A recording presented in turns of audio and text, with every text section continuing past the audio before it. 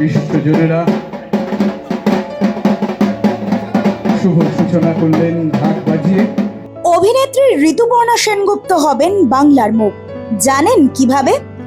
বাংলার দুর্গাপুজোকে বিশ্বব্যাপী স্বীকৃতি দেওয়ার আরও একটি নয়া পদক্ষেপ।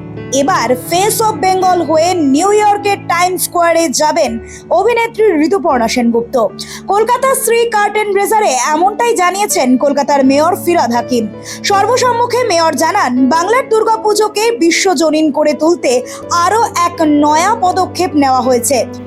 ভালো পুজো, মানুষ যাবে, দেখবে, আনন্দ করবে, কলকাতার পুজোকে আরো উৎসাহ হবে, এইটার প্রয়াসেই কলকাতা শ্রী।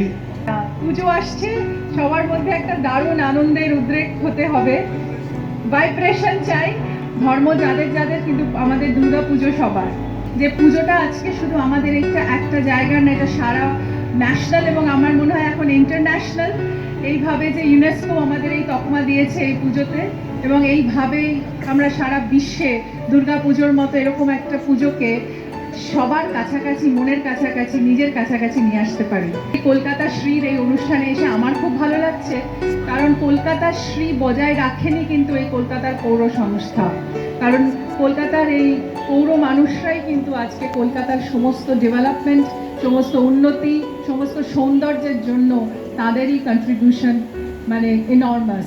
আমিও সত্যি বাংলার ঐতিহ্যর সাথে এমন কিছু কাজ করে যেতে চাই যেটা আমি বাংলার বাইরেও নিয়ে যেতে চাই, এবং সেই জন্য টাইম স্কোয়ারে বিরাট দুর্গাপুজো হচ্ছে। সেখানে আমি ফেস এবং টাইম স্কোয়ারে এসে মানুষ প্রচুর আনন্দ করবে এই দুর্গাপুজোতে।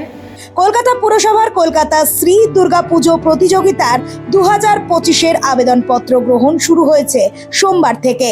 অনলাইন এবং অফলাইন দুভাবেই আবেদন করা যাবে। কলকাতা শহরের সমস্ত পুজো এই প্রতিযোগিতায় অংশগ্রহণ করতে পারবে। পুজোয় বিভিন্ন পুরস্কার থাকবে আর্থিক মূল্য।